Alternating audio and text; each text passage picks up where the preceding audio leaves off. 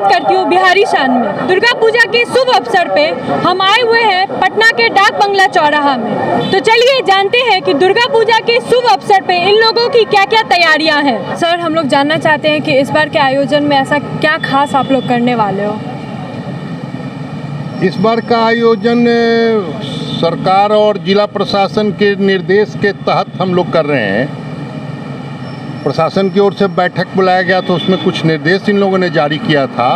उस निर्देश के तहत डिस्टेंस मेंटेन करना है, मास्क लगाना है, अंदर नहीं आने देना है, बहुत तमाम तरह के शर्तों के साथ पूजा करने का प्रयास था। क्योंकि मुख्य पूजा समारोह होने के वजह से डाक बंगला यहाँ भीड़ की संख्या काफ़ी रहती है, तो ऐसा लगा कि श्रद्धालु लोगों पर बंदिश लगाना, रोकथाम करना, किसी से कुछ कहना नहीं मानने पर वो उचित नहीं नजर आया। हम लोगों ने निर्णय लिया, कमेटी ने हमारे कमेटी के अध्यक्ष संजीव टोनी जी के नेतृत्व में बैठक हुई। हम लोगों ने निर्णय लिया, ये हमारे ट्रेजरर हैं, कोषाध्यक्ष हैं संस्था के, मैं उपाध्यक्ष हूँ, सब लोग मिलकर बैठक हुआ कि मूर्ति की स्थापना ना करके विधिवत पूजा जो करें उसको ही संपन्न करें कि माता जी रोग से मुक्ति करिए। तो फिर आगे वर्ष जो है सो हम लोग भव्य रूप से जैसे करते आते हैं वो इस बार करेंगे। प्रसाद का वितरण बहुत व्यापक स्तर पर यहाँ होता था। 3 दिन, पहला सप्तमी को हलवा का वितरण होता था, दूसरे दिन अष्टमी को खीर का, और नवमी को हम लोग खिचड़ी का भोजन करवाते थे। उसको इस बार हम लोग थोड़ा सा स्तर को उसको कमी हम लोगों ने किया है, क्योंकि प्रसाद वितरण के समय में काफ़ी लोग जब जुट जाते हैं तो निर्देश को पालन करना संभव नहीं हो पाता है।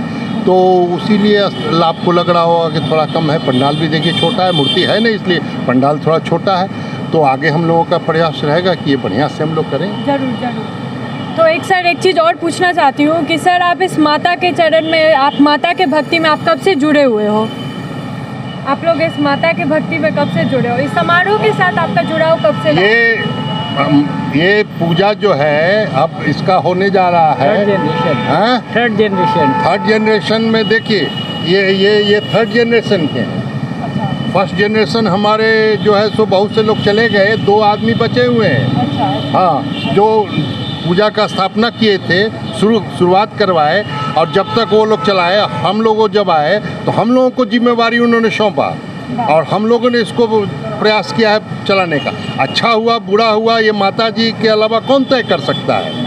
अब हम लोगों ने इस चीज़ को सारा जो है काम, अब ये थर्ड जनरेशन हमारे हैं, तो ये सामने हमारा उदाहरण खड़ा है, देख लीजिए। आप लोग थर्ड जनरेशन के हैं, अब आप लोग इसको कवर कर रही हैं, तो अपने पूर्वज पत्रकार भाइयों से पूछिएगा तो वो लोग भी बताएंगे इसके बारे में।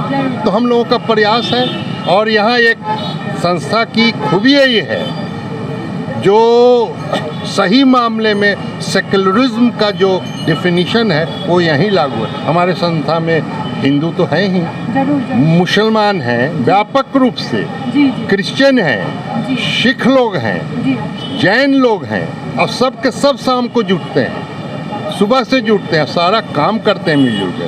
तो वो परंपरा है, ये मंच पर सारे बूढ़ा से लोग के first generation right to third generation सब एक साथ जुट के काम करते हैं, और सारे परिवार जो है मिले हुए हैं। हम लोग जुट जाते हैं जब पूजे के लोग ना, तो अपने आप में एक जुलूस हो जाता है।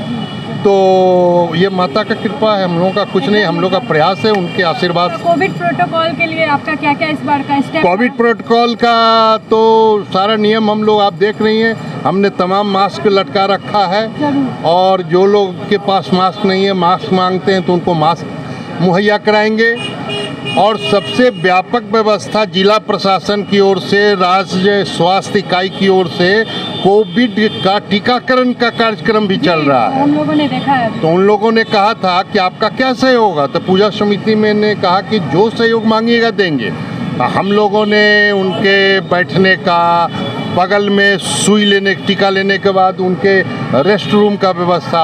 अब कोई आदमी टीका लेने के बाद अगर थोड़ा असहज महसूस कर रहा है, पैदल आया है, तो उसे हम लोग पहुंचाने की भी व्यवस्था कर रहे हैं। तो ये उसका भी पालन हम लोग कर रहे हैं। सरकार के पूर्ण निर्देश का हम लोग अक्षरशः पालन कर रहे हैं। राजन कुमार यादव, ये संस्था में उपाध्यक्ष हूँ, और अभी बस इसी माँ के मूर्ति के सेवा में लगा हूँ, पूजा में।